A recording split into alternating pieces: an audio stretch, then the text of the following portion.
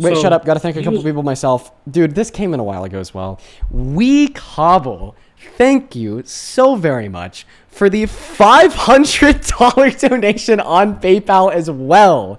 Sending it to me and Santana. I want to see 5,000 We Cobble W's down below in that comment section.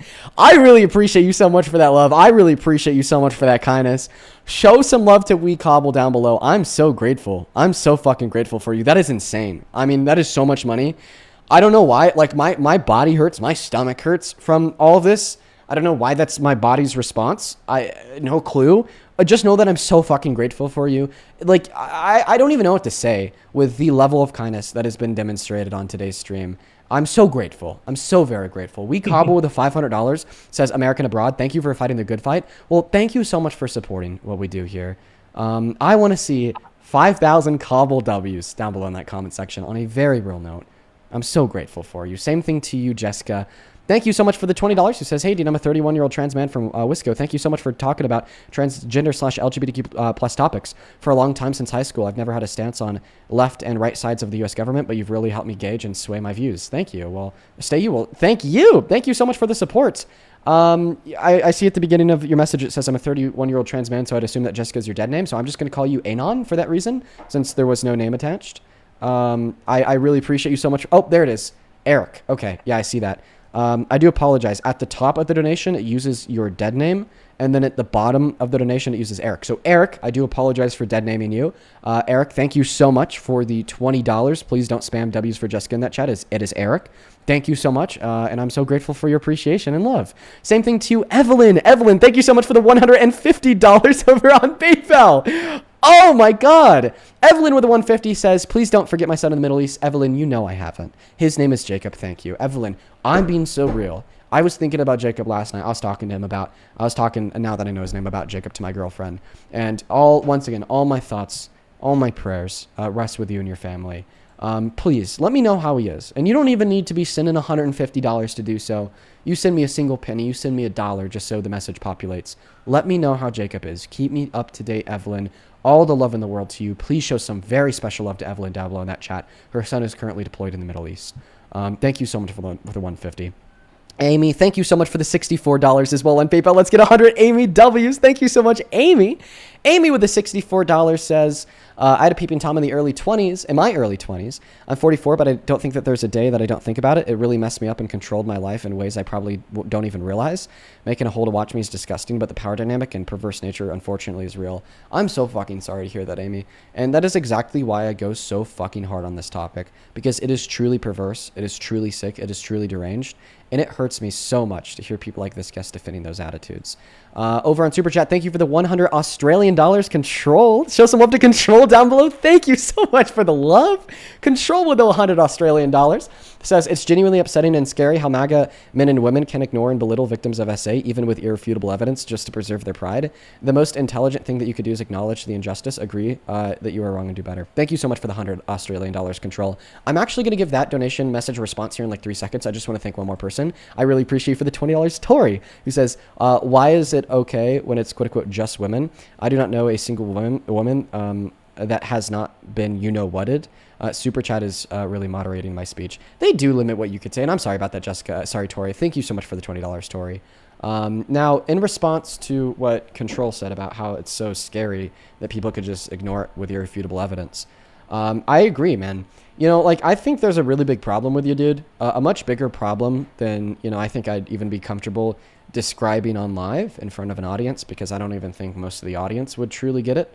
But I genuinely view you with the current beliefs in which you possess as, like, irredeemable, if that kind of makes any sense.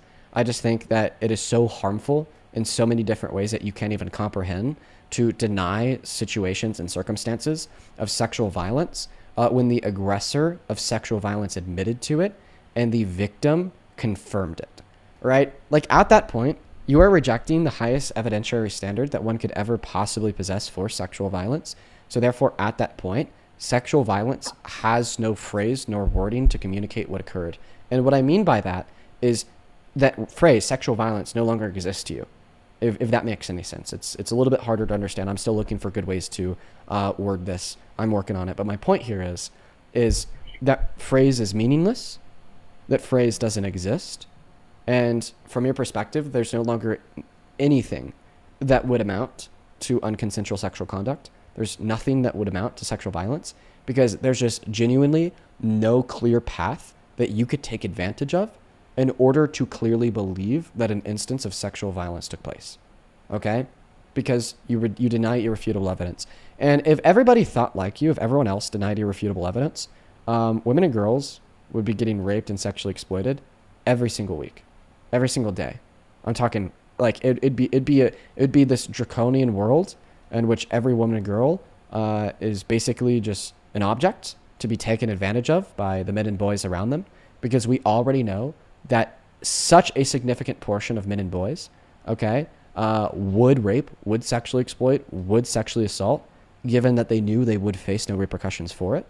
And in the world in which you want us all to live in, there is zero repercussions for rape because you just don't think rape could happen, since you don't think there's any level of evidence in which could amount to proving it. All right. So, by the way, yeah, bro. You also, how old are broken you? down clip of CNN from a radio How old are show you? is not How old are you? evidence. How old are you? 19. Yeah, and you follow a girl that looks like she's maybe 13. Who? Who's the girl? You have to look through your own following list. I'm not going to share her name on live because I don't want to publicize that. But, I mean, I'm looking at her account on my phone screen. All I'm going to say, bro, is it is beyond weird to be so sympathetic to sexual violence and then follow very young girls as an adult. I think I'd argue that the viewership doesn't need me to connect the dots there. Let's go ahead and move on to the next guest. Only hop inside of that queue if you happen to be MAGA. Only hop inside of that queue if you happen to be MAGA. Let's get Tasha loaded up in here. All right, we got Jared loaded in because Tasha didn't. By the way, guys, we have another 50 minutes on live. Damn, 50 minutes? What time did I start? What time did I start? I thought that I started at like noon. And it's almost 4. Weird. Anyways, let's go to move on to the next guest. I swear, the math never ends up mathing. The math never ends up mathing for like how long I'm live. Welcome in. Do you support Trump? Yes, I do. How are you? Doing all right. How old are you? I'm 35. What year were you born in? 1990. Okay, and why do you support Trump? A few reasons, mainly for the immigration. So, what's your favorite Trump immigration policy? The only one, just getting them all out. I don't care to really prioritize the violent ones. I just want all of them out. And if the violent ones go with them, great. Okay, so you want like more people to be like raped and killed and kidnapped? Because that's inevitably the result of that. If we don't put a preface on undocumented immigrants that have committed extremely violent offenses, and we just leave them for last, or just kind of leave it to a roll of the dice, then you're just leaving people who we know are predisposed towards violent crime roaming free in the streets of this country. So you're conceding that many immigrants are violent and commit rape and murder? I'm conceding that there's a significantly small portion of undocumented immigrants who absolutely do. And I'm also acknowledging the fact that there's not a human in America that does not think they should either be thrown in jail or deported to a jail cell elsewhere. Significantly small. How much is that, if you wouldn't mind? Undocumented immigrants account for 1% of violent crimes. Meanwhile, American men like you and me account for 92%. Not to mention, according to PMAS, they're 2.5 times less likely to commit violent crimes on American soil compared to American citizens. That didn't answer my question. I said, what portion of them commit violent crimes or murder? Let's see. What portion of U.S. citizens commit violent crimes? It's going to be like 2%. So like 1%. Okay, so he's already deported over 700,000. So that would account probably for that 1%. Oh, wait, sorry, you're pivoting. No, I'm answering. Yes, you are. I want you to address what I said. You said that you don't care. I'm answering directly okay, your if we get the violent undocumented immigrants out, or we just get them all out all at once. You said that you don't really care. Okay, but once again, I think that it's very bad to argue that like you don't care if we put a preface on those with violent crimes on the record or not. when we absolutely should. We should only be identifying and deporting them. Because if we don't, then we're just allowing more people to get raped, more people to get murdered, more people to get kidnapped. And I feel like that's an incredibly immoral outcome. Don't you agree? Sure. Okay. Okay, That's so fine. then you concede your view? No question. No. Nope. So can you say, Dean, you proved me wrong? No, not at all. You haven't proven anything wrong. I'm asking Oh wait, you a question. I'll be clear about what I proved wrong. Before you Continue. ask me your question, I'm going to be clear on what I proved wrong. So what I proved wrong was your first suggestion that we shouldn't care who is deported, regardless if they have a violent crime or not on their record. It's just kind of roll the die. If we see someone who's undocumented, let's get them out of here, compared to putting an emphasis or only deporting those with violent crimes on their record. And I proved that position wrong because I brought up the fact that when we don't care, we roll the die, and we don't put that emphasis on those with violent convictions on the record, then we're allowing those with violent convictions on the record to continue to roam free in the streets of this country at a significantly higher likelihood than the rest of the populace to recommit. Can what? Did you even finish your statement then? What'd you just say? Yeah, to recommit. Oh, okay. So I think I firmly believe that you wouldn't give a shit which methodology he was using to deport people, because even if he was just a big blanket to get everyone out, as opposed to fixating on the violent people with violent criminal past, even if he was focusing on those with violent criminal past, he would say he should be deporting all of them. You would just take the contrary position. That's a really good way to lose a debate. You would just take the contrary position no matter what. Yeah, so what you're doing right now is you've lost the debate and you're getting emotional about it. I'm sorry that I was able to prove you wrong. Do you think just saying something doesn't make it true? Well, exactly. Just saying something doesn't make it true. It's ironic that you're saying that. Just saying something doesn't make it true.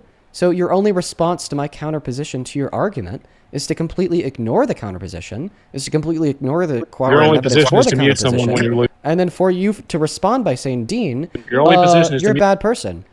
So instead of attempting to deflect to my character in an attempt to illogically invalidate the position in which I arguably proved to be the case, go ahead and attempt to address that position head on by disputing the evidence to support it. I understand that you and many other MAGA men are very emotional. You almost can't control yourself. Your only position to win is to... But, let's just try to do your best here to stay on topic and dispute the position I granted. And the crash out, by the way, is very embarrassing, okay? And no one thinks higher of you than they already did with a crash out. It just kind of you look like a immature, petulant man with the brain of a toddler, truly. I mean, maybe you get that influence from Trump. He's kind of the same way. Go ahead.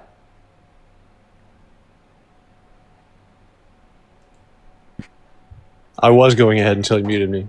No, I don't remember what I was going to say.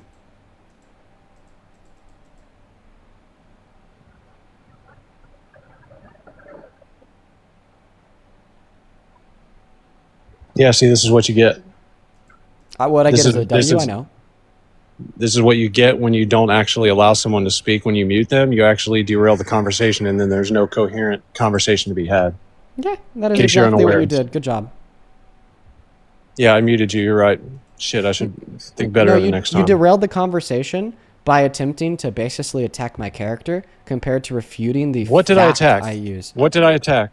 Sure. Yeah, I could be clear. So you made an argument surrounding mass deportation. I critiqued that argument with really good reason. I proved it to not be the case. What reasons? And then in response, one moment. No, what reason did you use to defeat it? I want to know your proof. Hey, buddy. I understand that you're not used to... Don't make baseless claims. I understand. Don't make baseless claims. I want you to prove it. What did you do to attack my position?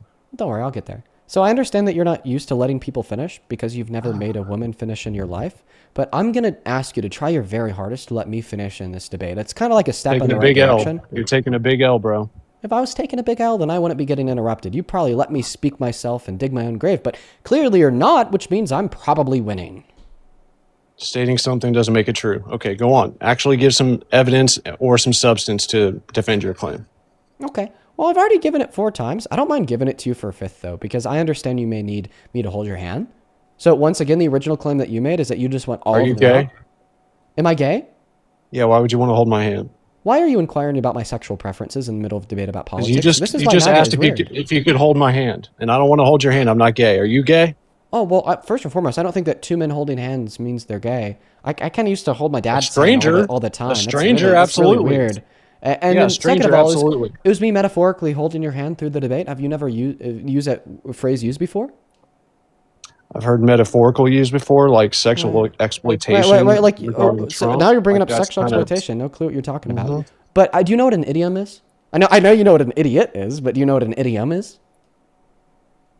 Hey, do you know how to say the word chamomile? Well, do you know what an idiom is?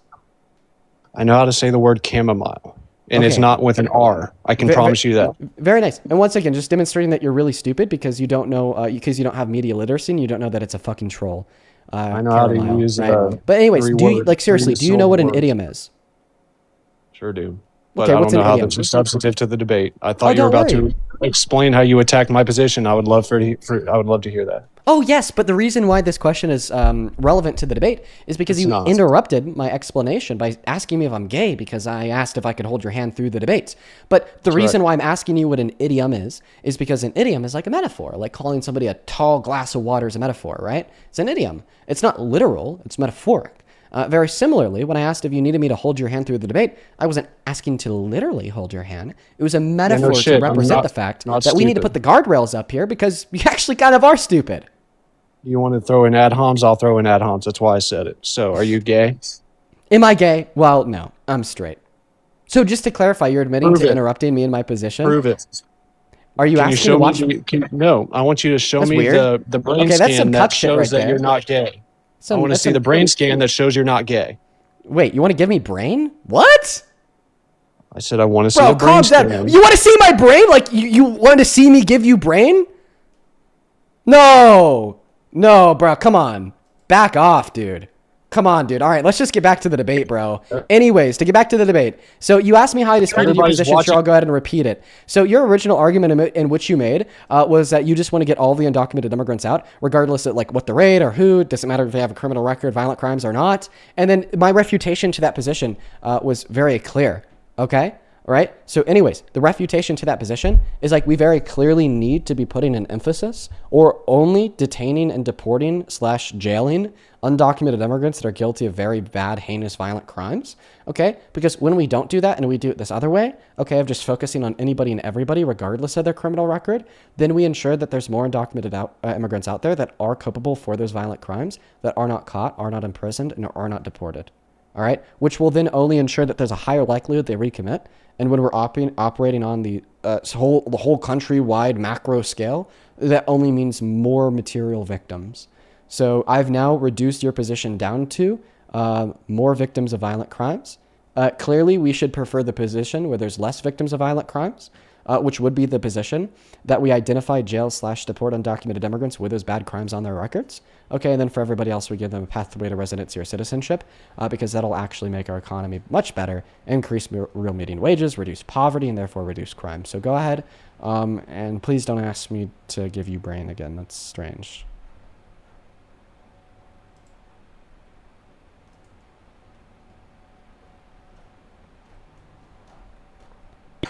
Oh shit! I'm sorry. You were muted. I didn't hear any of that. Can you repeat it? Sure. I don't mind repeating it for you whatsoever. Let's just go ahead and roll back boy. the YouTube VOD. Other Good way? boy. Okay, of just focusing on anybody Good boy. and everybody, regardless of their criminal. Here you go. You want to throw in Good ad? boy. Are you Can asking you show to watch? me? No, I want you to show That's me weird. the brain Okay, that's scan some that cuck shit. shows. Right. You wanted to see me give you off, dude. Me how I disputed your Everybody's position. Sure, I'll watching. go the immigrants out, regardless of like what the rate or who. Doesn't matter if they have a criminal record, violent crimes or not. And then my refutation to that position was very clear. Okay. All right. So anyways, the refutation to that position is like we very boy. clearly need to be putting an emphasis or only detaining and deporting / jailing undocumented immigrants that are guilty of very bad, heinous, violent crimes. Okay. Because when we don't do that and we do it this other way, okay, of just focusing on anybody and everybody, regardless of their criminal record, then we ensure that there's more undocumented immigrants out there that are culpable for those violent crimes, that are not caught, are not imprisoned, and are not deported. All right. Which will then only ensure that there's a higher likelihood they recommit. And when we're operating on the whole countrywide macro scale, that only means more material victims. So I've now reduced your position down to more victims of violent crimes. Clearly, we should prefer the position where there's less victims of violent crimes, which would be the position that we identify, jail / deport undocumented immigrants with those bad crimes on their records. Okay, and then for everybody else, we give them a pathway to residency or citizenship because that'll actually make our economy much better, increase real median wages, reduce poverty, and therefore reduce crime. So go ahead. And there you go. Good boy. Thank you. Oh, so you're a top. actually I know. love hearing One your moment voice. you're asking me to give you I love brain, and hearing then your this, voice. and then the next No, moment I'm you're glad calling me you a did good boy that. and saying that you I'm love glad hearing my you voice. did that But because it anyways, reminded me. that's the I refutation. would love to see. Great. I'm glad you did that. It reminded me. So I are would you love going see to address the brain scan. refutation of your Yes. position? Shut your fucking mouth. Yes. Oh wait, I you would want love me to shut see my your mouth? brain scan. Wait, actually, Yes. I just need to thank somebody real quick. Yo, Fit Dad CEO, thank you so much for the $100 over on YT. Thank you so much for that love, dude. That is crazy. Let's get 1,000 Fit Dad CEO W's down below in that comment section. Let's just call him Fit Dad. Thank you so much for the support. Fit Dad with 100 says, "Oh my God, dude wants to give you brain." Whoa, next thing, he'll want to hold your hand too. I know, right? Thank you for the $100, Fit Dad. I mean, yeah, dude, we are just being sent for loops in this debate. Thank you for the $100, man. Show some love to Fit Dad down below. Go ahead. Go ahead. Speak. Unmute. Speak. Listen to me. Do exactly as I ask. Do exactly as I ask. Unmute your mic and speak. Or the second option, which will also be doing exactly as I ask, because I'm asking it now, is to not unmute, to not speak, and then to leave the line. Someone's insecure. Good boy. Someone's insecure. Go ahead. Someone's insecure as fuck. I would love to see that your someone brain you? scan that proves that you're not Brittany, gay. thank you so much for the $5 over on Venmo. Who says, Mick calling you a good boy. Yeah, he's clearly straight. Michael, thank you for the $5 over on Venmo. Lila, thank you so much for the $1. And then Sammy, thank you so much for the $20 over on Venmo. Who says, let's not forget the time he admitted to being a sexual predator on Howard Stern's show while his daughter was on the show. Yep, thank you for the $20. Then also you said that you'd love to see my brain scan that proves I'm not gay. So first and foremost, I think it's funny because a lot of people on the right will push their narrative that it's the left that wants people to be gay, that pushes them to be gay, when in all reality, that's only something done by homophobic conservatives because you think it's funny. But now do you want to respond to the counter argument? You said it's provable that you can see in their biology that that gayness is from birth. So I want you to prove that you're not gay by showing me your brain scan. Well, I've never gotten a brain scan before, my friend. That's convenient. It's a good way to stay in the closet, ain't it? Yeah, I know. Just assume that I'm closeted for the AO3 fanfic you're writing. I know that you're starting on chapter 3 and you just need more motivation and insight, so you came right to the Chapter source. 3 of what? It's fine. You could kind of just go whatever Chapter 3 direction of you what? want. Oh, of the Chapter 3 AO3 of what? fanfic that you're writing? What's that? Oh, it's the smut book in your notes app that you only work on in the middle of the night. I mean, no other reason why you'd be so obsessed with me and my sexual attractions. And by the way, can you just show me your brain scan to prove that you have a brain, point blank period? Sure. Do it.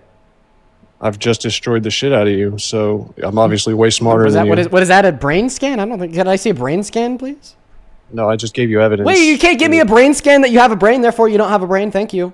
No, evidence in front of 7,000 people you just got slaughtered. Wait. So you're saying that there's evidence for the claim that you have a brain outside of a brain scan, therefore there's evidence for the claim that I'm not gay out of having a brain scan. Thank you so much. And by the way, that slaughter, that was actually me killing you, my friend, intellectually speaking. And of course, the reason why it would be true that I absolutely destroyed you in the debate is because you gave a position, I refuted it. You asked me to repeat the refutation, so I did. You pivoted away from the refutation, so then I repeated the refutation. And then you said you didn't hear me repeat it for the third time and asked me to repeat it for a fourth time, so then I literally replayed the clip and you still haven't responded to it. So by the way, for everybody watching, every single time the sad, pathetic excuse of a quote-unquote man makes the claim that he beat me in the debate, just try to remind him of the fact that he couldn't even respond to the counter argument. Go ahead. Saying more words doesn't make you sound smart. Sure, says a guy that couldn't respond to the argument. Go ahead. I'm not allowed to speak. Remember, you keep muting me. No, I'm giving you your allowance to speak. Go ahead. You mean now? Like Go now? ahead. Go ahead and respond to the counter argument. That's cool. I'll wait. Okay, so says the guy that can't respond to the counter argument because you know you lost. And you're claiming that you won the debate? Pathetic. Yeah, so like the way you won the debate about how MAGA's the most unpatriotic, but the liberals are the more patriotic when the pullout from Afghanistan was clearly the most patriotic thing that could have happened, right? That was you why slaughtering. Trump set up the agreement with the Taliban? That was you slaughtering. God! That was you slaughtering when she Is that why Trump set up that agreement with the Taliban and gave them back 5,000 members? When she cooked you in front of millions instead of just 7,000, she destroyed you, my dude. Who? I don't know. So Brandon Immediate says the guy that doesn't have a counter argument though. He remembers. Don't act like I'm sure you want to forget, but we've all seen. No, I didn't hear the name. Who was it? I think he's referring to like one of the debates that I had on Jubilee. But regardless of that, would you mind responding to the counter argument I gave to your position? The one that you said you did so great at. You were like, I think 1v20. I think I held my own, did pretty well. Oh my God, yeah, slaughtered. Was he trying to use that to own me or to own Dean? Oh, bro, you weren't even in this fucking conversation. Where'd you even come from? So listen, just the troll coming out from under the bridge. Hey, did you know that just because you say something doesn't make it true? Yeah, he's a troll coming out from under the bridge. That's true. You just saw it happen. Because you need 2v1 to beat me. 1v20. Because you need 2v1 to beat me. No, I just needed the argument that you couldn't respond to 20 minutes ago to beat you. What argument? I can't remember. Oh yeah, the one that you can't remember because you have the brain of a goldfish. Again, you're pathetic. Right, you're right. Oh, you accept that you're pathetic? Thank you for conceding. Yep, damn right. Good boy. So where are we now? Dude. Nervous laughter. Oh nervous God. laughter. What am I nervously laughing at? You agreeing that you're pathetic? That's tough, bro. All right, so where do you actually Wait, no, seriously. What am I nervously laughing at? The last thing that you said was that you agree you're pathetic. What am I nervous about? Yeah, we agreed on it. And no, answer my question. Legitimately answer my question. What am I nervous about? You can't even come up with an excuse of something that I could be nervous about because you couldn't even respond to the argument provided. I want you to be clear. What am I nervous about? I conceded and then you laughed. Okay, but what am I nervous about? About what? Getting cooked. Wait, why would I be nervous about getting cooked if you just acknowledged you conceded to my argument? I agreed that I'm pathetic. How hard is that? Yes, and that's you cooking me? Oh man. Wait, can you cook me again, please? Say it. Say I'm pathetic to cook me again. Oh, you're winning the debate, totally. You're gonna cook me if you say it again. Please say I'm pathetic so you could cook me again. Are you crashing out? How hyper are you right now? You need to lower that. You need to lower that cortisol. Oh yes, asking questions means crashing out. No, I agree, 110%. I'm just gonna say this again. Just because you say something doesn't make it true. Okay, so what do you want to debate on? Oh yeah, I'd like to hear a response to the counter argument I gave to your position about 20 minutes ago that you still haven't been able to address because you've instead spent your time crashing out. I just asked you what it was. So you forget? Was that counter argument? Yeah, it's been quite a while. Yeah. That it is that your position that we should just deport all undocumented immigrants and not really focus on those with violent crimes is actually a really bad argument to hold to because it leads to more people being made victims of violent crimes because we're allowing those that have already committed violent crimes to roam free on the streets at a higher propensity. Correct. And I asked you how many. Correct. And I asked you how many of the illegals actually commit violent crimes. You didn't 1%. know. And I said, okay, great, 1%. And then I said he's deported over 700,000. So that would probably account for the 1% that you're talking about, right? Actually, no, because according to DHS.gov, only 5% of the people that he's deported so far have had violent crimes on their records. So, what is 1% of the illegal population that has been deported? 1% of the illegal population. 1% of what 700,000. No, 1% of the total population. Would that not equal around 700,000 people? I think it would, but that's not the 700,000 he deported because according to DHS... Simple numbers, bro. Simple math. It's not simple numbers because according to DHS, only 5% of those deported so far have had violent crimes on their record. And that's a lie. Okay. Why do you think that's a lie?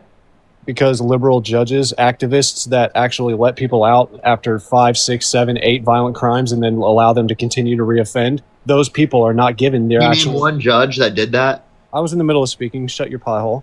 Oh, you're mad. Crash out, buddy. No, you're just getting nervous, Parker. Crash out harder, buddy. He's getting nervous, Parker. I can't mute you like you can mute me, buddy. He's really nervous, Parker. Like I said, these liberal activists... He's really nervous, Parker. Damn right I can mute you, buddy.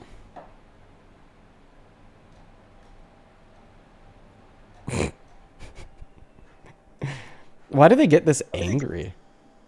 He just crashed out as soon as I started speaking. I didn't even do anything. Guys, holy fuck. Oh, he can't figure out how to unmute himself. He's probably crashing out, screaming into his microphone right now. We are still 21st on the daily rankings. That is ridiculous. How? Because you're trash. That's why. What? I don't know. 21 in the daily rankings is pretty crazy. Damn. Holy shit. Dean is number 21. Take that, guest. Can you thank all of Dean's donors for being number fucking 21 daily rankings? You mean DNC bots? I'm good. I don't want to thank you. They're all just DNC bots. I don't think that they're DNC bots. I think they're real people who send money. Otherwise, he wouldn't be in the daily rankings, bro. TikTok is a scam, in case you weren't aware. Oh wait, so Donald Trump broke the law to save a scam?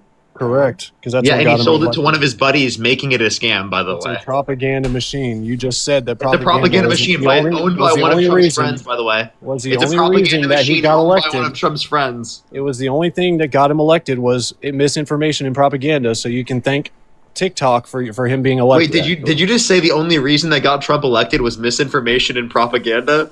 Yeah, that's Steen's claim. That's Steen's claim. So you're laughing at your buddy's claim there. Your butt buddy's claim. I mean that's true. There is misinformation that's spread on TikTok. Now we try to counteract that. That's what we do here on TikTok, and I think we do a very good job. Now TikTok is a lot more liberal than it used to be. Okay, give me a piece of non-misinformation. Give me a piece of non-misinformation. The debate side of TikTok. That's what I meant. Yeah, give me a piece of non-misinformation Don't politics, man, we'll dive. You're dumb. that got Trump elected. Oh, a piece of non-misinformation that got Trump elected? Right. Give me a piece of misinformation that you know to be misinformation, and give me the actual credible. Oh, Trump claims the election was stolen. was. Trump says climate change is a hoax and the climates are cooling. Science just doesn't know it is. yet. Those are all misinformation claims. I can point to countless others. I bet you could, I bet. Yes, I can. because you believe they're misinformation. No, because you've been literally brainwashed. 99% of You've been scientists indicate it's wrong. Who cares about what scientists think? People that believe in reality and science. I mean, you might not believe in that because you're probably like a flat earther or something, but Right. I care about what scientists think because I believe in reality, truth, and I believe that we need evidence to believe things to be true. I know that you're just some random conspiracy theorist that doesn't believe in science and thinks that scientists Right. are just like making stuff Hey, up. Parker. But Hey, Parker. just letting Hey, you know, Parker. they're way more educated than you. Hey, Parker. The educated scientists also believe that a girl can turn into a boy. Self-own? Wait, Like, you're saying? is Wait. that- I know that the girl He's like, turning into don't the be boy educated, claim. don't be a scientist. Wait, the girl turning into a boy claim is just the way that dumbasses refer to like trans people. So you're saying that the educated scientists affirm trans identity? Self-own. That a girl Use can W turn into a boy? scientist, by the way. Yeah, dude. He's yeah, the literally denying science. He science just right said that now. the most educated people affirm trans identity. Why the fuck would you say that? Like you were Accidental self-own. Like why would Well, you no, say dude, that? He was trying to discredit scientists. Yeah, why? That's what he why was is that a trying to do. self-own? Why is that a self-own? Because you affirm that the most intelligent people in society and the most educated people in society affirm that your positions are wrong. Now, hold on. That's actually disanalogous. The most educated and the most intelligent. Those two things are not analogous. The most educated means they're the most brainwashed. The most intelligent means that Oh, they most have street smarts. brainwashed. Most damn right. educated equals most brainwashed. Yeah. Damn And right. so, would you admit you're not very educated? I admit that I dropped out of college because it was pointless. Okay, so wait, would you say in general that you're not very educated? No, not at all. So you're brainwashed? I'm intelligent. I'm intelligent. Oh wait, he's admitting that he's not educated? Correct. Wait, I haven't said been he's to uneducated. Wait. How educated is Trump? I don't know. Did he go to college? I don't remember. Yeah, Wait. he did. Wait, but you don't know if he's brainwashed or not? If he's not brainwashed, therefore in accordance with your view, he's not educated. No, after DEI. People who go to college are not DEI, brainwashed under his every- view because every- Trump's not brainwashed and Trump got a college degree. Yeah, he didn't go to a DEI college. What the fuck does that mean? DEI college. Yeah, Mitt Romney, can you DEI. tell me what a DEI college is? Sure. Any Harvard, any of your Harvard, I- if you go to Harvard, that's a Yeah, you're, DEI college. Wait, any of your Ivy Leagues? schools. Yeah. I actually Yeah, right. I think he did actually. Isn't the Maybe Wharton he has a School of point if Business- he's referencing DEI like the thing people when who he get went to in, college? who specifically only get into that position because their parents are like alumni and stuff. Like But- maybe you have an argument there. But When yeah, did that's he go actually to an college? example. Like he would be a DEI student at When did he go to Wharton college? School of Business. When did he go to college? At some point after he dodged the draft. Yeah, when was this? I don't know. At some point after he dodged the draft. Yeah, so what year was this? I don't know. Some point after he dodged the draft. So prior to like it was it was prior prior. to 06? So it was prior to him refusing to rent to black people and breaking the Civil Rights Act. Based. after All right. So based? that means that the colleges were not Wait, DEI slow washed down. yet. Slow down. You just said base. That means that the colleges were Wait, not wait. DEI indoctrinated Wait, yet. based? So he Wait, actually one got a second. proper education. I just have to ask you. You think No, it's he like a actually good got a proper thing to education. refuse to rent to black people? I think back when he when his family made that executive decision to not rent to people that could not actually pay their rent. I think that was probably a sound business decision. Wait. But not renting to black people is not equivalent to not renting. No. to people that pay their rent. Wealth. Remember, it wasn't because they were black. It was because they were poor. And when you can't pay your rent, that actually is a bad business model for people that actually collect. Not rent. according to In the New case you York weren't State aware. Justice Department. Do you know about business? Do you know that to be a Do successful you know business? about the New York State Justice Department? They proved that it wasn't because it was because of race, not because of income. Yeah, and How'd Dean they and I prove are that? proportionally Yeah, how'd they prove more that? wait, Dean and I are proportionally more successful business people. Like, I mean, we've never bankrupted businesses like Trump. Like, we don't have 6 bankruptcies. We have 1 successful business. Yeah, we're definitely better, like more successful entrepreneurs than you. That's for sure. I've never disagreed that y'all are successful. Never disagreed with that. So, are we qualified to be president under your view? No, not at all.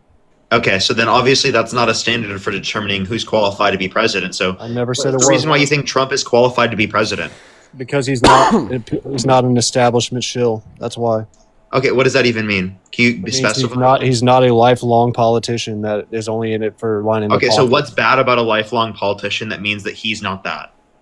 Because they are all bought by these super PACs and by these corporate companies. So, That's why. Trump isn't bought by Israel and AIPAC?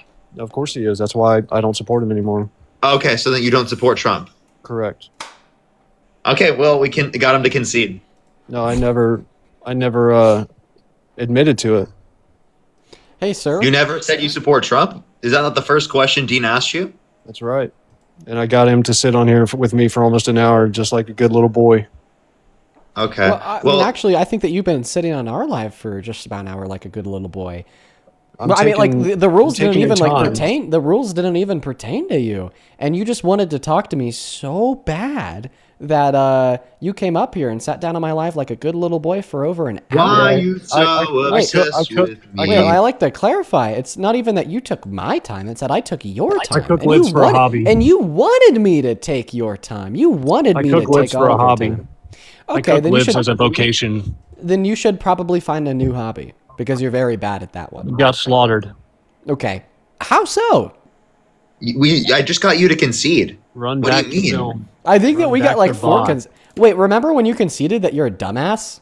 No, that was pathetic. I never said it was Oh, sorry. You remember when you conceded you were pathetic? uneducated? That's right. Remember that Yep. one? Yeah, you Remember when you conceded that you were conceded that you don't pathetic. believe in science? You conceded that you Yeah. don't believe in science. You conceded that you were Absolutely. uneducated. Absolutely. And you conceded that you had no refutation to the original counter argument I presented. I'll to your concede that position, I'm but you racist, slaughtered too. me.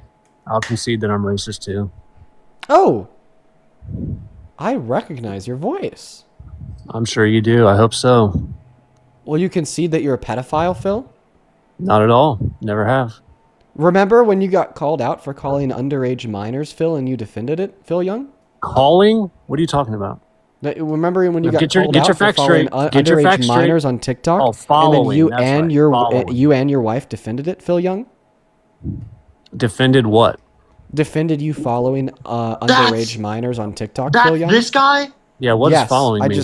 I just put it together. Yeah, what I does just- following mean? I literally just put it together. Yeah, what does following mean? You don't know what it means to follow someone, Phil? No, I don't. Please explain. It means to hit the follow button on their account and for them Yeah, to you exist hit a on your button. following list. Congratulations. I hit a button. Exactly. And you defended it and you still do to this day. Go Isn't ahead, that look right, through my Phil Young? following list. Go ahead, look through my following Oh, list. wait, Do it again. remember when Do it I told again. you that pedophiles deserve no sympathy and then you asked me, Dean, why don't I deserve sympathy? No, I don't remember this. I do. Show me, I actually think I might be able to. please. Good boy. Oh, look at Parker soy boying out over there. Oh, no. You're saying that he's soy boying out because you're defending being a pedophile. Oh my god. Yeah, I'm Oh just, my I'm God, just this sitting guy's here. I crazy. shut him the fuck up. Yeah, what, Be quiet, buddy. yeah, Shut the fuck up. you said you have evidence. Hey, Let me see nobody it. you're a loser, bro. You're a loser. Shut up. Oh, I found it! I found it! Are you trying to make me have sympathy for a pedophile? I don't need your sympathy, nor do I want it. I'm saying you care about these marginalized groups, which, again... Dean asks, are you trying to make me have sympathy for a pedophile? Phil responds, I don't need your sympathy. I actually found it! Fuck! You know That why? is like him You admitting know why it. that was my answer? Do you know that? You want to know why that was my answer? I can debunk you right now. Yeah, I remember the debunk us. conversation What the fuck distinctly. do you mean Yeah. debunk us? That was your Yeah. Keep answer, your mouth bro. shut. Yeah. You want to hear Hello? it? You want to hear it? Keep your mouth shut. So when you ask me a question, but you throw in a red herring, Sorry, I had to rage bait him. I'm sorry, Dean. such as a presumption. Jesus Christ, man. It's so crazy. You know, Phil Young, the self-described pedophile that defends him following kids. He's so obsessed with me. He like every 3 to 4 months he changes his name to get up in the box to have a debate with me. And then I always like end Dean, up cooking him. I am so angry at you. Yesterday, you said the most heinous things on my live stream. And I can't believe this. Oh my god. Listen, Okay, I- you actually raised I- What? You're actually okay. Now good to know that like you actually are just a rage baiter. I'm gonna kick you. What do you mean?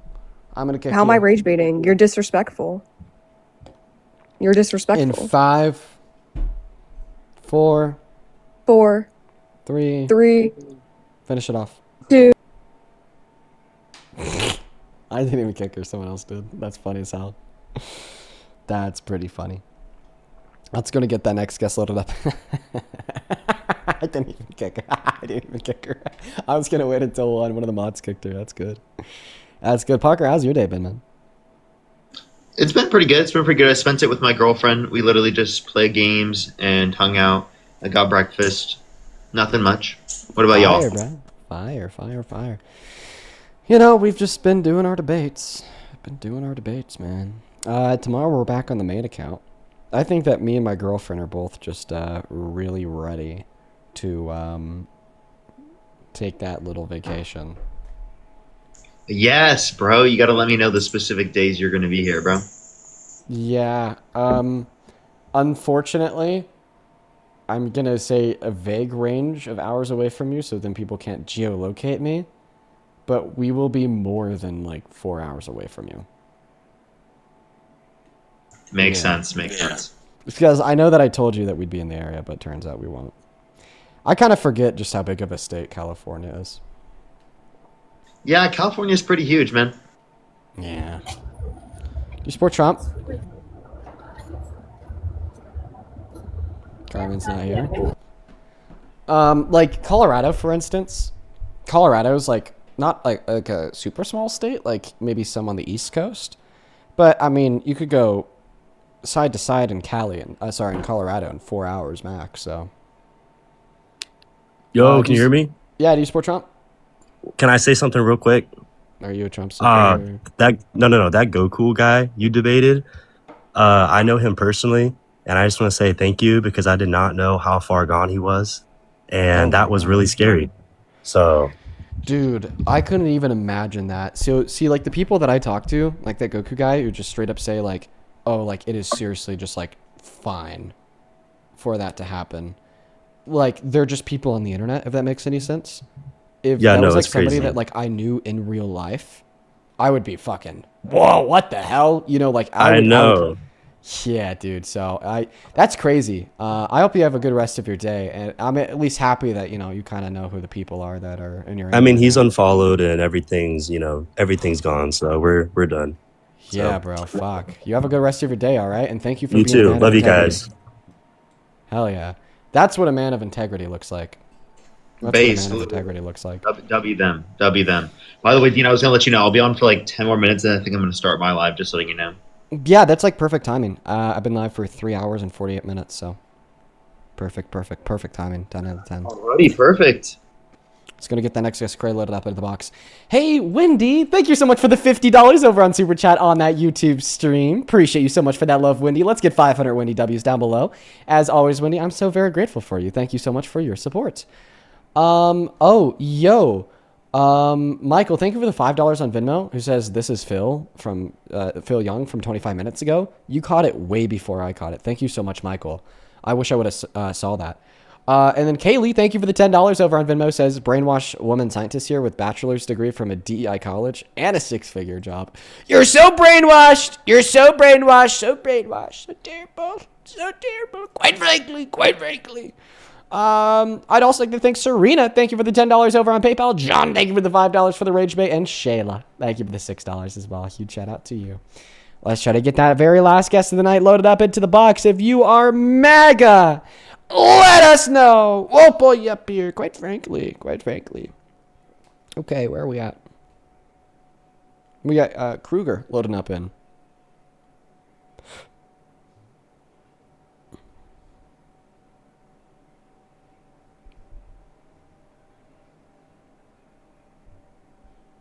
Quite frankly, everybody, tap that fucking screen. Hit 1.5 mil. Do it. All right. We got the next guest loaded up in here right now. What's up, buddy? You ran for me yesterday. No, actually, I was trying to figure out why what I was telling you didn't match up, and I actually gave you the wrong username. Do you remember when you ran for me?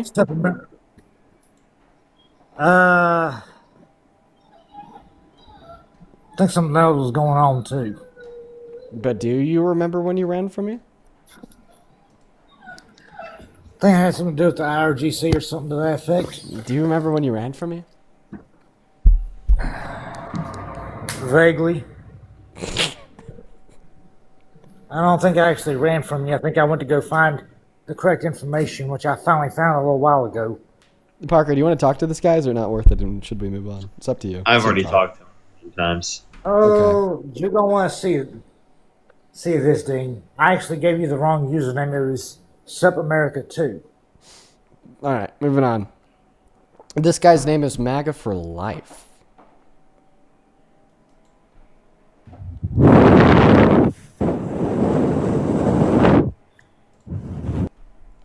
Moving on to the next guest. Everyone just give us a minute. Woo! All right. We got Katie loading up into the box. Thank you so much for the $20 over on YouTube Super Chat. I'm going to call you Kay. Thank you so much for the $20, Kay. Let's get to her, KWs. Kay with the 20 says, "What's up, Dean? Long time no see. Found out yesterday that we have a child pred at my work. Now that did things with..." I'm not even going to read that out. Okay, I'm not even going to read that out because of how bad it is. If I was you, I'd try to find other means of employment. I'm not even trolling. I would... Oh my god. Holy crap, man. I'm so sorry to hear that, Kay. They need to be arrested at once. Welcome in. Do you support Trump?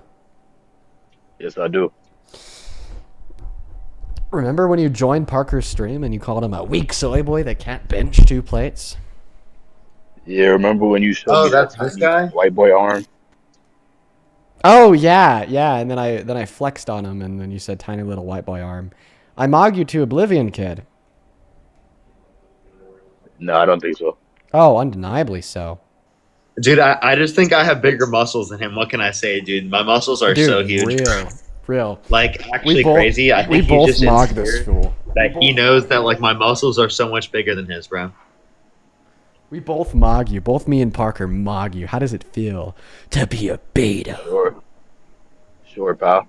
Yeah, So, dude, like, I can bench, like, 450 easy, dude. What are you talking about? I mean, it's hard to do that when mogging you're the addicted beta. to substances. Well, I mean, like, that actually gives me, like, an elevated ability to be able to do it. Yeah, I'm sure it does. So, I'm very confused by your stances now because I heard a lot of like support for the Tax Cuts and Jobs Act. You guys said that Kamala was going to keep a lot of provisions, yet you guys like to cry about the Tax Cuts and Jobs Act. So which one is it?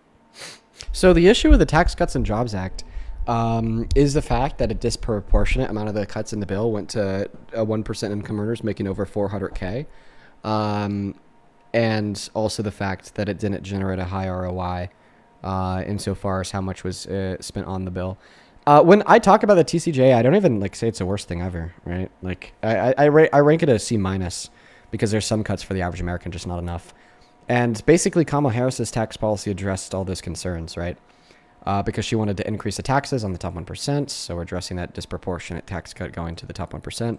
And then she wanted to use that to then further fund more tax cuts for the working class, which would have only further reduced the tax burden on top of the reduction of the tax burden already seen under the implementation of the TCJ in the first place. And it would have basically made it go from a C- to like a A. I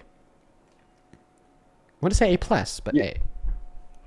Yeah, so the big beautiful bill is basically just a continuation of the TCJA. It's just like making it permanent. The only real differences you see are like things like increasing the limits for depreciation. So like what aspects of the big beautiful bill do you really disagree with if you said you agree with the majority of the TCJA besides the benefits going to the rich? Yeah, so further cutting tax for the top 1%. According to the Center Budget and Policy Priorities, their purchasing power is going up by 3%. Reducing the purchasing power of the average American making at or under $51,000 per year, kicking 10 million low-income Americans off of Medicaid, defunding Medicaid by $900 billion, defunding food stamps by $156 billion, kicking 3 million people off of food stamps. I would say that's kind of like a main organization of the provisions I disagree with found within the big beautiful bill. All right, so what is your stance on clearing out our budget? Because social services do take a high percentage of our budget, and from what I'm hearing, we want to increase tax revenue so we can continue to fund more social services. What about increasing our business production and investing in infrastructure development? We have a lot of Oh, you parts mean of our like the country that are infrastructure very bill from the underdeveloped. Biden-Harris administration? You mean like the Chips and Science Act from the Biden-Harris administration?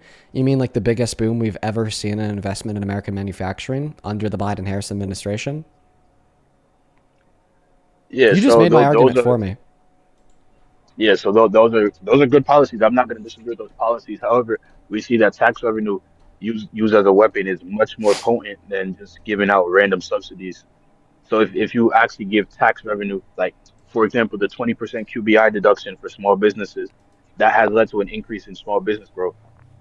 Well, I mean, under the big beautiful bill, he further reduced the corporate tax rate from 25 to 21%, and we've only seen a slowing growth rate in the GDP and slowing business investment.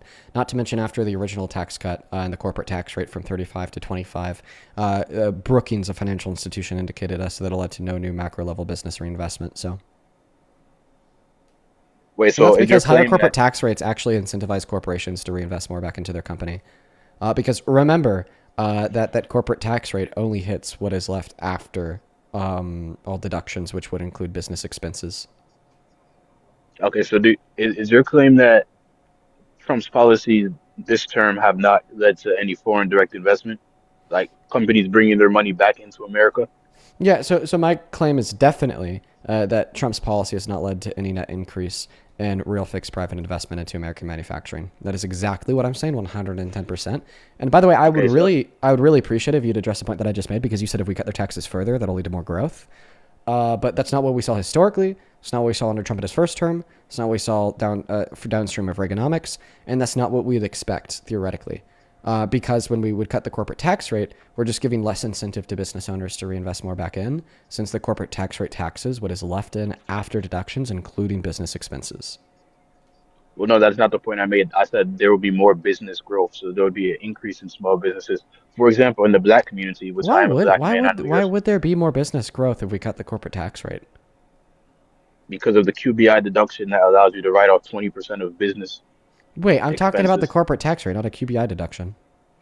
Well, we're talking about the big beautiful bill as a whole, which Yeah, continues and the the QBI biggest deduction. provision within the big beautiful bill for companies and corporations was reducing the corporate tax rate.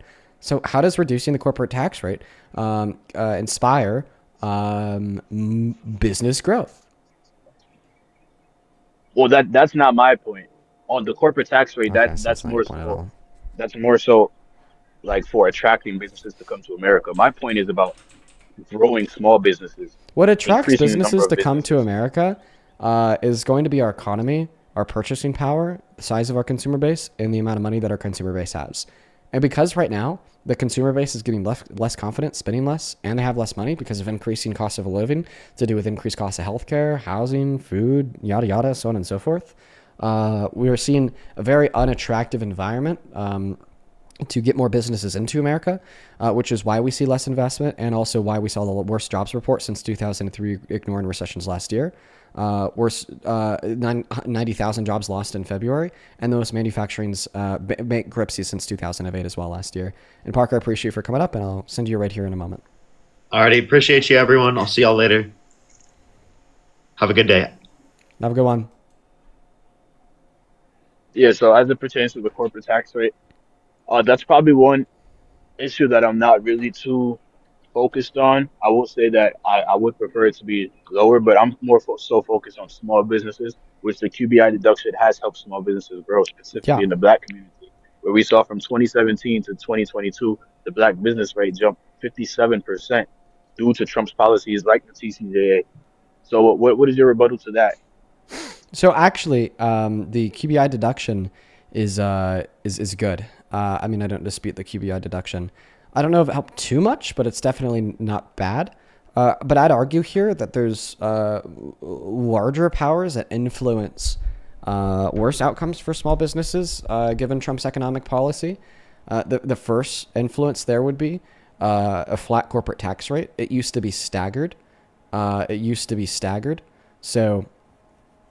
now that it's flat, small businesses grossing under 50K have gone from paying a corporate tax rate of 15% to 21%. Not to mention the impact of the tariffs and that disproportional impact on small businesses, because they're not going to have the millions of dollars to invest into building the production facilities required in order to make the raw materials here. So they have to be reliant on outsourcing them. Yeah, so overall though, would you say that if you combine the QBI deduction and then you combine the permanent depreciation rate, so previously as a small business owner, you would have to depreciate like like equipment, tools, and things of that nature over a span of 5 to 20 years. But now with the new provision, you can depreciate it almost immediately and get money for that. So would you say that with those Wait. two things, Explain I the think, depreciation thing to me.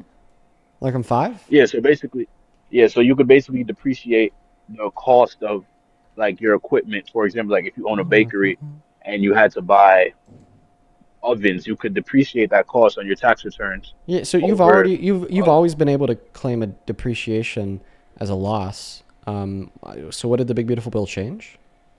Yeah, so it changed the fact that you had to do it over years. Like you couldn't just do it for 1 year. You had to phase it in over years. With the new provision, So you you can do phase it in almost depreciation immediately. over years. So I'm confused about what was changed, because that's just the way that depreciation works. With the new provision, you can do it immediately. So it would be on Immediately? one No, year. yeah, I don't know. I think that you can actually claim year over year depreciation as a loss. Can you show me and prove to me that the Big Beautiful Bill changed that? Well, I mean, I can give you a source for that. Yeah, yeah. Also, by the way, a lot of small businesses don't really have equipment that depreciates, right? Like a lot of small businesses that are grossing like, 50K, 100K, 150K per year, they're working out of their bedroom, you know? But anyways, please give me that source.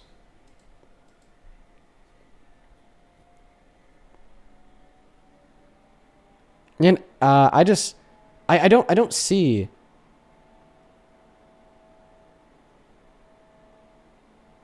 I don't see that point. That, I mean, is that true? Small business owners, prior to the Big Beautiful Bill, could you only like claim depreciation of assets or liabilities like every handful of years? Mark in the chat, small business owner says not true. No. Yeah, I wanted to assume that. I really wanted to assume that. I mean, I remember like kind of talking to the accountant at that dog food company I worked for prior to the Big Beautiful Bill, like way back when I was in college. And it seems like you could All just right, claim so annual depreciation. yeah, so for all the glazers in your chat, this is the source, irs.gov. The title is Treasury IRS Guidance on the additional first year depreciation Ah, additional first year. deduction amendment as part of the One Big Beautiful Bill. It's it's, it's in the first Oh, paragraph. okay. So you were wrong about what it is. So you said that prior to the Big Beautiful Bill, you were able to only deduct depreciation every couple of years, and then after the Big Beautiful Bill, you're able to deduct depreciation every year. When in all reality, that's not true whatsoever. In all reality, it is giving a 100% additional depreciation deductible bonus. Yeah, Yeah. that's what I said. Yeah. That's not what you said at all. Those are two different things. I said before the big beautiful bill, you have to phase in your depreciation over several years, like the article says. Now you get 100% in the first year. Is that what it is? Oh, That's what it says, like the 100% expected additional bonus in the like first the year. expected depreciation? Correct. Yeah. Okay. Yeah, you're right. I like that. That's good. I don't really think that this So changes anything too relevant on the macro scale. That's good though. yes, yeah. So what I'm basically saying is with these two policies as part of the big Are beautiful you bill, sure that there was no other way to do that prior to the big beautiful bill though? I mean, no, I don't think so. I'm not too sure there Oh. was. But that's I mean, this was like a I little mean point to throw out there. so that would it would depend on how long section 179 has existed.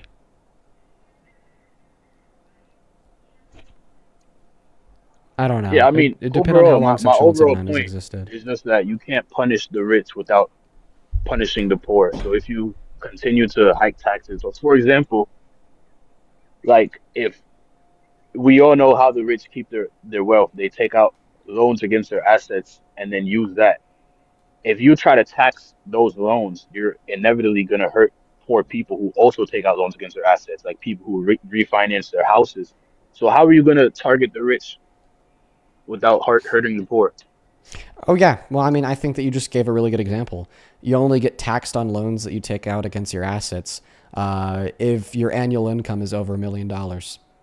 There you go. I mean, that's just like a really easy fix to the question that you just asked. And I think the fact that I was able to think of an easy workable fix to the question that you just asked in like less than like 2 seconds probably does demonstrate it to be true that there is a way to tax the rich without hurting the poor. I mean, don't you think that would be unfair to people who work their entire lives to try to amass an income of over $1 million? Nope, I don't. So you think we should prioritize the comfort of the poor than the ambition and individualism of the American citizen? Oh no, let's use equivalent terms here. I think that we should prioritize the comfort of the poor compared to the comfort of the rich. Given that we either have to prioritize the comfort of the poor compared to the comfort of the rich, or prioritize the comfort of the rich compared to the comfort of the poor. Like that's a really easy concept to understand. And I could kind of break it down to you a bit easier. So, point number one, when we live in a country and we want to tax people, there's only 3 possible different systems of taxation: flat, progressive, and regressive. Flat, progressive, regressive. Now, if we were to do a progressive tax, that means that the rich gets it worse off. If we were to do a regressive tax, that would mean that the poor gets it worse off. And if we were to do a flat tax, that would also mean the poor gets it worse off because of the law of the diminishing return of the value of the dollar. And I would prefer to live in a society where if one group of people were to have to get the short end of the stick, that group of people is already the same group of people that is already the best off in society. And that is exactly why you should endorse progressive taxation. I mean, I agree with you to an extent.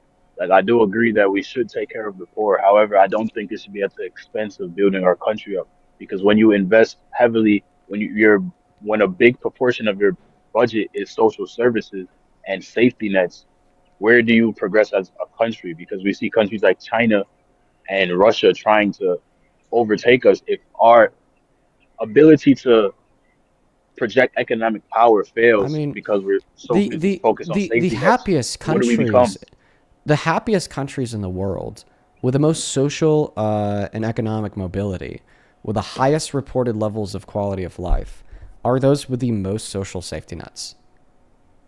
And that's just a fact. The key here is balance. The key is a balance between trying to find a way to disproportionately tax those that are the richest among us all right, to further fund the social safety nets for everyone else. And if we could find a way to do that with balance, everyone wins. Okay? And even as it relates to the high taxes on the richest among us. And by the way, I'm not like talking about the people that make $100,000 a year or even like $200,000 a year. I'm talking about the billionaires. Okay? If we could find a way to tax them to then give those returns to the average American, it will only further benefit that billionaire.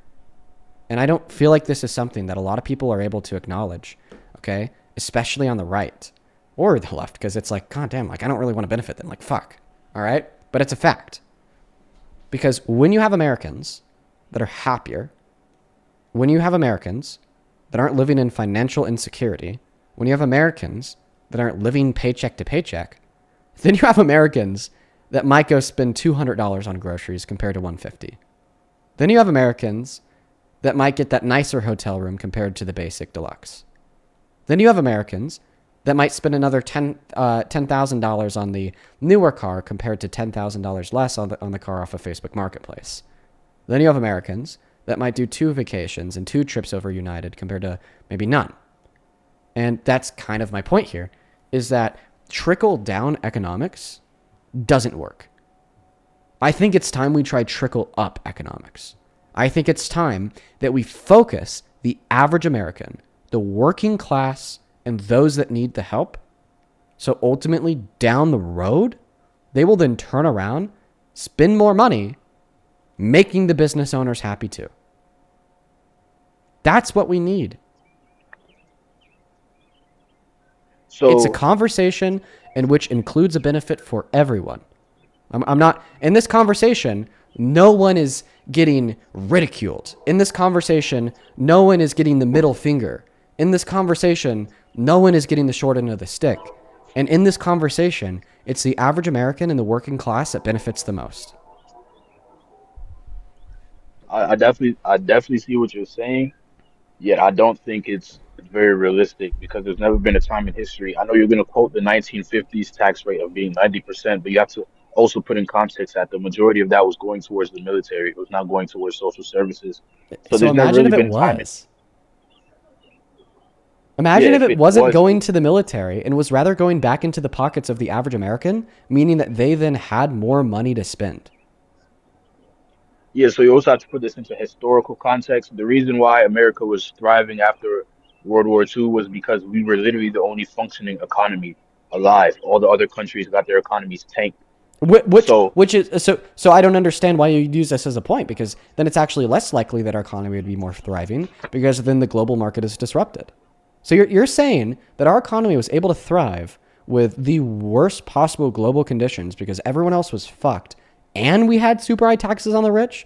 Maybe that really does prove that trickle up economics works. no, it just proves that if we were to apply the same tax rate today, where everyone else has like where there's actual competition and there's globalism, companies would leave America because they have other options. In the 1960s and 50s, they did not have those options. The UK There was actually destroyed. isn't. Like right now, we are the world's largest economy by far. And you're saying all these companies would just leave America. Okay? Well, here's my thing. What incentivizes companies to stay in America is not our tax rates, because you could already move to another country and get significantly lower tax rates. Significantly lower. What incentivizes companies to stay in America is going to be our consumer base. Right? And I just hate this argument. You're saying that we need to do what is in the best interests of the companies, when in all reality, it's actually not, because the companies would still say, fuck no, we need to do what is in the best interest of the people. Inevitably, it's the people that matter. It is the people that matter. The only reason why a dollar matters is because it's supposed to make a person's life better. The only reason why economic productivity matters is because supposedly it's supposed to increase our quality of life. The people matter, nothing else. Nothing else. It is the people that matter. Well, I mean, so then how would you address the debt? Because we have no evidence of because you said the people, power to the people, almost sounding like a socialist, right? So we If have that no makes me a evidence socialist, if that makes me a socialist, then I would be a socialist. Just by the way, it's like in that statement, oh, you sound like a socialist. If that made me a socialist, then I would be a socialist. Like, because ultimately, that is my core ideal, is what will make the material conditions for the people the best that they could possibly be. So you don't think that starting up a big chain of small businesses where people actually own where they work, own their companies, you don't think that's best for the people? Or do you think that we should use our tax dollars instead of funding businesses like through the QBI deductions, instead of funding infrastructure, you think we should fund social programs so people feel more comfortable at their jobs? I'm Bro, confused. I listen, thought this why was I'm just about confused on autonomy. why we can't fund both. Like, how much did the Treasury project that QBI deduction to cost us over the course of the next 10 years? I'm not exactly sure about the projected cost. I think it's Like, in the like, trillions. in the trillions? No, because the bill as a whole costs 5 trillion. So there's no way this, like, one section about a QBI deduction costs trillions. Oh, you're speaking about the specific QBI. Okay, so I think it's definitely much lower than that. I'm not sure the exact number. Right, like, I don't know, maybe, like, let's just be super, like, outlandish here. This is probably more than it actually costs. Like $300 billion, $400 billion? And that's a lot. It's probably much less. Sure. Okay. So then imagine if, I don't know, so the total bill costs 5 trillion, so now we have $4.6 trillion left to work with. Okay, we know that a lot of that $4.6 trillion is going to the benefit of the top 1%, the ruling elite. So what if in response we were just to take that other couple $1 trillion and put them towards social safety nets and universal healthcare for all? And by the way, universal healthcare is more attainable in America than I think a lot of people want it to be. Okay, especially on the right. Yeah, I think it's like either 1 or 2 out of every 3 people already have government subsidized healthcare through Medicaid or Medicare or the ACA, which of course would connect them to Medicaid. So it's like we're almost there. I don't think it would cost as much as a lot of people say it does. It's not like we're reinventing the wheel here and just doing something that isn't already implemented in one way or another. We're almost there. Let's just finish it off. Let's ensure that every single American has access to high quality healthcare.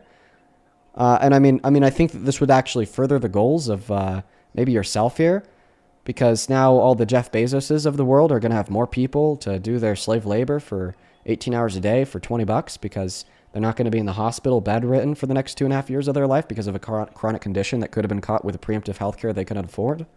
Right? Am I doing good at like marketing universal healthcare in a way that would benefit billionaires because seemingly that's all you care about? I mean, that's not all I care about. I would agree Right? with you that healthcare definitely is a necessary expenditure. Yeah, what I'm talking about the actual budget and our budget deficits that we run every If single you year. care We about run a budget, if you deficit. care, if you care about our debt, you want to support Trump. We haven't had a president worse for the debt in modern American history. I mean, like I said to your buddy Parker, there's a difference between good debt and bad debt. Yeah, but I Investing think in that there's a the difference between somebody that can make an argument good debt is good debt and bad debt is bad debt, and you just belligerently and blanketly claiming that if a dollar is spent by Trump, then it's good debt. I want you to give me an argument here, okay, that the $8.6 trillion spent in his first term or the $5 to $6 trillion that has been spent so far in a second term is all good debt, or more good debt than what we saw relative to the Biden-Harris administration. Yeah, so I'll first explain why social services are bad debt. Your argument was it was good, but it missed the mark a little bit. So yes, while investing in healthcare and all these other beautiful things would increase worker productivity, it would overall just be a drain on the budget because it doesn't actively build anything in society like roads or like schools or anything of that nature. It doesn't increase worker wages. It doesn't increase worker Wait, production. It I'm so just sorry. increases the I'm so sorry. happiness. Roads are just as much of a utility to the average American as food, if not less of a utility to the average American. We're talking about healthcare and social security. That's well, I mean, you said social safety nets. You didn't specify which ones. Okay, food stamps would be a social safety net, but same thing with healthcare. I'd argue that roads are a utility that benefit the average American, just like healthcare. Okay, if anything, I'd argue that healthcare is more instrumental to one's life, right? Because it actually extends your lifespan by quite a lot. You know, like roads don't I make you mean, live it's longer, false. but healthcare does. You need roads to transport food. You need roads to do many things. Like roads are literally the connective tissue of America. So No, if I having a agree bunch, that roads are very important. I'm just saying that I think that maybe healthcare is just as important or more important. Yeah, I mean, yeah, I It would. I'm doesn't not matter how many disagreeing with you roads you there. have if you don't have a doctor to perform open heart surgery on you after a bad attack. You know, your name's gonna land in an obituary here. I mean, I'm not disagreeing with you there. I'm just saying that if you're planning the economy, you would prioritize How actual beneficial do you think it infrastructure would be for over. the government to subsidize internet?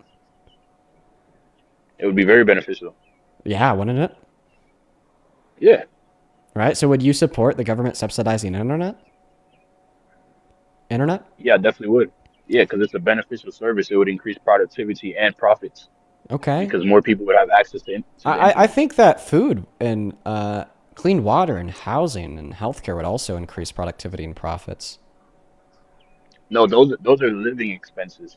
Okay, Those are so is not internet. actual investments. Well, I mean, I think that Internet is they're not a just as living much as expense. You don't I need think that internet to they're live. okay. So now you're actually I saying know it'd you be do because you're a wait. TikToker, but So now you're saying that it'd actually be more beneficial for a government to subsidize something that you view as less essential than the other systems in which you don't think they should pay for. I mean, I feel like maybe you could realize, you know, what I'm about to say here to refute your position. But if you think it would be a good idea for the government to subsidize something less essential than food, water, housing, or healthcare, in virtue of that fact, you could clearly see why it'd also be a good idea for the government to subsidize things such as food, water, housing, and healthcare. I mean, I'm not. I've never said I was against the government subsidizing it. I'm saying the proportion Well, of our budget is just terrible, I and think you it should guys be want to cry about listen. subsidizing. I think it should be a higher proportion of our budget, but I also just need. I think that we Wow. need to make sure that it's going to the right places. Because I think that the subsidies need to be smart, okay? And I don't think that right now many subsidies are that smart. I think that there's many critiques that can be issued by libertarians talking about how reckless we are with our expenditure, or even like the foundation ultimately misconstrued by people like Trump and Elon Musk. That is true. I think that there is a way that we could spend our money significantly more optimally than we already do. And this would just simply require ensuring that in order for a company or a body to get said allotted amount of funding, that they meet specific goals in specific timeframes. And if they don't meet those specific goals inside of those specific timeframes, then they're in some way or another penalized. Okay? And I don't think that we do enough of that. I think that we should do more of that. In fact, I think that we should have a government agency that is necessarily nonpartisan, very similar to the Federal Reserve, okay, with appointments that would extend beyond one's presidency, that cannot operate and benefit to that presidency, but rather only offer the data and facts to examine and make recommendations to Congress publicly surrounding the efficacy of dollars spent in government. And this is what the Trump administration wanted to convince you was true of Doge, but then that just ended up being a fucking mockery because it wasn't bipartisan.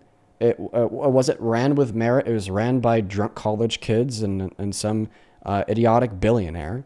And I think that if we were to keep these goals in mind and really create an office dedicated to the facts, that we could make our social programs operate significantly more efficiently, not for the benefit of one party's narrative, but rather for the benefit of the people that are reliant on them. Okay, so I'm glad you added in that last point because I was gonna cook you so bad because Trump did do something similar towards No. trying to improve the efficiency. It just didn't happen because their way of improving efficiency was like, oh, Democrat fraud. We're gonna give this this drunk college student a memorandum to cut programs that are labeled as DEI, and the next thing we know, movies about the Holocaust aren't getting money, right? Like that's not what we want. No, that's not what we want at all. Okay, so I mean, you're not as bad as a Democrat as I thought you were. You definitely have some logic and pragmatism. So what is your solution to the Social Security crisis? Do you think we should expand our spending on it, or do you think we should cut spending, or do you think we should just scrap it altogether? I think the reason why so many people are so reliant on Social Security is because they have to look to Social Security to make ends meet in areas that our government should cover standalone, like housing, like food, like water, like healthcare, like education. And I don't think that we would be in this crisis whatsoever, okay, if we covered those other bases. That definitely makes sense. So you would say that the revenue should be all right. So I think where our fundamental disagreement is where the revenue should come from. I think the revenue should come from a broader base of more businesses. So when you increase the span of businesses we have in our country, you automatically get the tax revenue because you have more production, higher GDP. You think that we should tax the businesses that are already here, the highest earners, tax them more I so want we to can get the I want to money. do a combination Is of that your both. argument? It's more so a combination of both. I want America to be very attractive for businesses. I want America to be very attractive for manufacturing. But I also just want to make sure that the billionaires are taxed more than they are. I think that billionaires not getting taxed as much as they should be fucks over everyone. Okay? And whenever we have this conversation, it's about the working class and the average American because it should be. Okay? I completely agree there. But it's also about like the top 10%.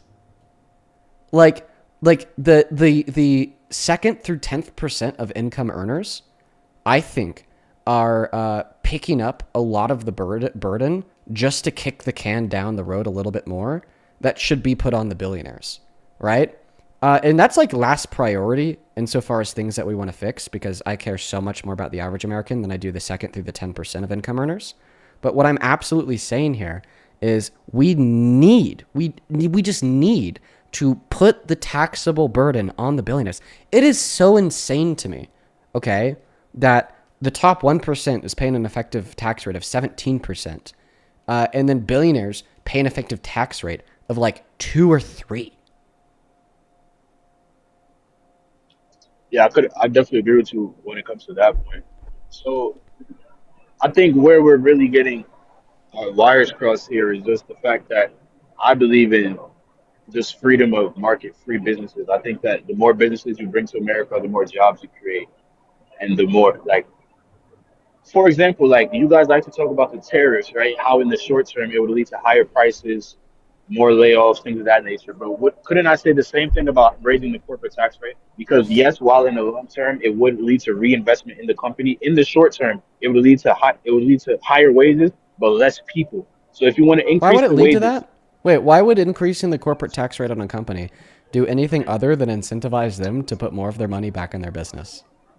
yeah, because in the short term, if they feel the sting of the profit taxes, they're going to cut workers in the short term. That's proven, Why would they do that? so they can save money Save money. Okay. For who? Like the for the business company. owners? Correct. Okay. So you're basically saying that when business owners feel as if they're getting taxed too much for their personal net income, okay, then they turn around and they fire employees. So then they have more revenue that will be taxed that will go into their bank account. Okay. Then I feel like we should penalize businesses for layoffs that are not based on free and fair predictions about current or future business performance.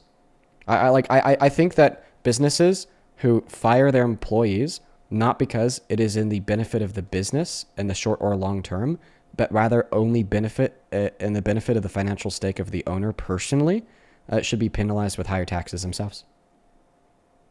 Well, I mean, that is going against the very fabric of capitalism and freedom in and of itself, because the whole purpose of capitalism is to ensure profits for the business. So if you're not telling business owners that it is illegal for them to ensure profits for their business, then that would just erase the I just fabric of don't America, I which is just don't think that individualism. I don't think that you're too familiar with the tax code as is, because that's not a new concept. There's something called the over withholding taxes for corporations, where if the IRS thinks that you're keeping more money than need be in that corporation for like expected business expenses, then you actually have to take it out of the business and pay like double tax. So this isn't like a new concept at all. It's just probably one that you're not familiar with because you're not a business owner or you're not a CPA, you're not a tax attorney, so on and so I mean, forth. it's not even just about corporate tax. Even if we say right, like raising the wages, that's going to lead to layoffs in the short term. I know you can agree with that. It's just proven. You can't argue Raising that fact that wages in the leads to short term. layoffs in the short term. Are you talking about For minimum example, wage? Amazon. Correct. Okay. So what I would say here, is that we should like advocate for economic reform that would naturally lead to the conclusion of workers having higher wages, which would be like promoting unions, collective bargaining power, even individualistic bargaining power, while simultaneously ensuring that we do have legal standards that are serving to the benefit of people with minimum wage standards. We just need them. I'm sorry, we do. There's no reason why the minimum wage in 22 over 50 states is $8 when the average American is paying over $1,000 a month in rent. We just I don't care if it leads to layoffs in the short term. Okay, that's going to be a necessary pain for long-term gain. We need to ensure that people make enough money to live. We just have to. No ums, ands, or buts about it. There should not be a full-time job in this country that does not give somebody enough money for the bare essentials. Okay? I'm sorry, that's just how it is. All right. So do you agree? Do you agree that regardless of the consequence, okay, there should not be a person in this country, okay, that is working full-time that cannot get by for the bare necessities? The bare necessities. I'm not even saying a comfortable life, okay? I'm talking about the bare necessities. Yeah, I think I agree with you there, and I think you put it in a way that most Democrats that I've talked to really haven't. It's more so one side. So I think that point you made earlier when you said we should do both, I could agree with you. I think we should tax the rich at a fair rate and also broaden our businesses. But And that's the my thing. I overall, think that taxing the rich at a fair rate means really high taxes. I think it's fair for billionaires to be getting taxed out their fucking asses genuinely just because of how large the quantity of 1 billion is. Like, oh, so yeah, like the quantity of 1 billion is so large that it doesn't even matter if you just tax them at like 70% out the door. Like, their quality of life will be no different than if you tax them wait, so 3% out the door. Like, so you it's don't think just so billionaires much should money. exist? You I don't think they should exist? I do struggle with the existence of the billionaire. And what I will say here, once again, is I'm going to repeat the last thing that I just said. It's so much money that taxing them 5% or 70% will have no relevant impact on their quality of life whatsoever. It doesn't matter at that point. If you were to walk up to Elon Musk and steal 99% of his personal net worth unrelated to what is in the business/business equity, okay, his quality of life wouldn't change. And I feel like that's something that a lot of people really like struggle to comprehend. And that's why a lot of people on the right say it is so unfair to suggest that we need to tax billionaires like 80, fucking 85, 90%. It's just like, because you don't comprehend the fact of just how much money it is. I could agree with you there. So I think my last question to you would just be, as a soy boy who likes to elevate every single day, how do you think you're inspiring the youth to be more intellectual if you are putting substances in your body that are scientifically proven to damage your health? And you're doing this in front of an audience that has a majority of children that watch your streams every day. I could agree with you on the tax code to an extent. I do think we need a mixed economy, but as a person, just like, how do you feel about how you're damaging the youth? Well, I think that there's some validity to the claim that I should try to stop vaping for more reasons than my own health. But what I will say here is, if you don't think that we should have political icons or whatever the fuck, political talking heads that vape, then I don't see how you can agree that we shouldn't have political talking heads that rape. You thought that was a bar? That was so unintentional, but it did end up hitting. Yeah, so like I said, I support the economic policy. That's why you haven't heard me say anything about Trump. I actually don't like him as a person, yet I do understand that character is not something you really hope for when you see a president. Obama, if you look outside America, he's one of the worst people to ever exist. If you talk to somebody in the Middle East, so I don't really vote based off character. It's more about I think that you my should. personal dollars. I think that you should. Because not only should we have standards for the oval, and we shouldn't put people in the oval that are beneath the oval, because that's how we keep standards as a country. Because guess who sets the pace? The president. But also because it's a really good indicator of where their interests lie. If somebody can't be interested in respecting the consent of a woman, then I don't think that they could be interested within the economic well-being of 350 million constituents. It just simply follows, necessarily so. It's just they lack that foundation of caring about the well-being of others.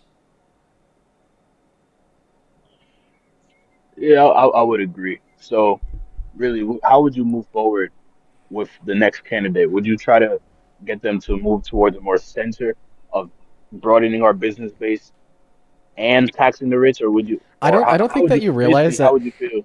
the values that I've shared with you throughout this conversation are further left than the Democratic Party. Yeah, that's kind of my point. So it's kind of Right? like, We need to move a I would, little bit further to the left. Right? Dude, like the progressive voices, okay, further left than the Democratic Party. They're the ones that are saying that we need to refocus on the average American. I'm really happy with the fact that the DNC is adopting. Finally. Okay, right? I like the fact that we see people online criticizing the DNC for like posting edits of Zoran Mamdani after like having Chuck Schumer oust him or not go to his inauguration or whatever the fuck, not endorsing him, is like actually a good thing, because what that tells you is that the DNC is like actually kind of changing a little bit. Like I understand that they're being forced to support people like Zoran Mamdani because he won and that's just the populist view. But the fact that the DNC is being forced to hold to progressive populism,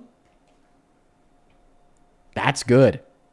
yeah. So my last point here, I'm from Houston. I don't really know too much about Zoran, but I do know about his mayor. How do you feel about the race aspect of this? Because the mayor of New York did say that black kids in the Bronx don't know what a computer is. I remember seeing that clip. Then you have someone like Gavin Zoran Newsom Mamdani? saying, no, the mayor, Kathy Hochul, Oh, she sorry. said Wait. black kids in the Bronx don't know what a computer is. So there is this, Wait. Zoran Mamdani is the mayor of New York City. yeah, and he endorsed Kathy Hochul for governor. Okay, endorse somebody for governor. Okay, so you meant to say governor, not mayor. I'm unfamiliar with her. Yeah, so there's a clip. If you can even look this up on YouTube and play it. She said How's this to a black relevant to our audience. conversation surrounding like your support for Trump? Yeah, so what I'm saying is that the Democrats typically tend to look at black voters and just see us as seeps and pawns. So even if I have to vote for Trump to remove my vote from the Democrats who will use my people as political pawns, I think that's a necessary sacrifice, or just not voting at all. Okay, So I disagree how with would you you. address the Democrats I that use I us as I, I think political pawns? I think I disagree with you. I don't think that all Democrats view black people as political pawns. And by the way, in making that accusation, you'd be saying that black people view themselves as pawns because 97% of black women vote for the left. Now, what I will say on top of this is, I'm sure that there's cornucopia of good examples of Democrats historically and today that are not as progressive or anti-racist as we would want, for sure. And that there's more progression to be made within the Democratic Party. And as we just talked about, we're finally seeing it. But ultimately, I mean, the Republican Party doesn't even view black people as people. Or else, I don't know, man. Maybe they wouldn't be authorizing ICE to stop people in their tracks and to detain them because of the color of their skin, and then endorse somebody like Trump who's willing to legally deport them with no due process to a place in El Salvador where they're being beaten, tortured, and starved, or depicting the two most successful black people in this country's history as apes. Right? Literally, like non-people. Apes, gorillas, monkeys, animals. All right, that makes sense. I mean, I do have to go now, but I do appreciate that you didn't run from any of the questions. You did respond to them, and you've given me a lot to think about on the tax code. So yeah, I don't agree with 90% taxing the rich, but I do agree with social services and broadening our business tax base. So if you can find a Yeah. candidate that can do both for me, The, I would the, love the to. last thing I'll just like suggest that you look into, because I gotta run too, is when you say you don't agree with like a super like high tax on billionaires, like 90%. Like that's a high tax for sure. Literally, I just want you to sit and think about the fact that it wouldn't change their life at all. I just want you to think about that. the reason why that gives you such a jarring or shocking response, tax them 90%, is because if you were taxed 90%, your life would be significantly changed. All right? If like vast majority of people, if vast majority of people who have ever lived were taxed 90%, their life would significantly change. Like literally, I mean, we have like 3,000 billionaires, okay? We have like 7 billion other people, okay? So I understand why your brain is trying to tell you that that's too high. Because if you were to impose that tax on 99.99999999999% of humans who have ever lived, they would be fucked, okay? But like billionaires aren't that 99.99999%, okay? It is just a financial reality that is so alien to yours and anyone that you've ever met. And because it's so alien to yours and anyone who you've ever met, okay, it absolutely could justify a tax rate so alien to what would be fair for you or anyone that you've ever met, like that 90%. That definitely makes sense. So I'm gonna definitely look into it, do some calculations. But I want to be a billionaire one day, so I don't know But if you're I'll not. be too happy about that. But you're not going to be a billionaire one day. You're not. I'm sorry. It's not about work ethic. It's not about working hard. It's not about, you have to win the lottery 10 times over. You're not going to be a billionaire one day. Wait, so you're not gonna be a billionaire either? I'm not going to be a billionaire. No. Why not? Because Because you get a lot of gifts. Dude, I would have to like get the same amount of gifts that I get every day for like I don't know, I'm not doing the math. Like so long. Like I so fucking long. Like back to like when Jesus was born to now to like another 300,000 years. You know what I mean? Like you just don't become a billionaire unless you're born into it, or you are able to get really lucky and win the lottery by placing your bets on the top of a new economic revolution like we saw with the .com boom. You know, like think of any of like the new billionaires that weren't born into it. Oh, Elon Musk. Okay, well, he just placed his bets on PayPal. Okay? Jeff Bezos, he placed his bets on Amazon. Or so on and so forth. But, you know, you're probably not going to be a billionaire. All right. Well, when I do, I want to see that tax rate lowered so you can see me in the lobbying group, buddy. Okay. We're going to move on. Well, I guess we're actually going to end our stream. I didn't mean to spend that long talking to that guy because I actually got to hop off now. It's 5 p.m. Go show some love to Parker, everybody. I should have hopped off a while ago. Jonathan, thank you for the $20 over on Super Chat. He says, Dean cooks for free. Why can't people understand facts and reality? I know, right? Thank you so much for the love. Show some love to Jonathan down below. Same thing to Harold. Thank you for the $20. Let's get 200 Harold W's. John, thank you for the 5. And then Shayla, thank you for the 7. And then Ellie, thank you for the $3 on Venmo. Jade, thank you so much for the 10. And then Kylie, thank you for the 10 as well. I'm going to go and hop off. Raid Parker, get a job on TikTok. Raid Parker, get a job on YouTube. Go show him some love. Peace and love, folks. See you tomorrow. Good night.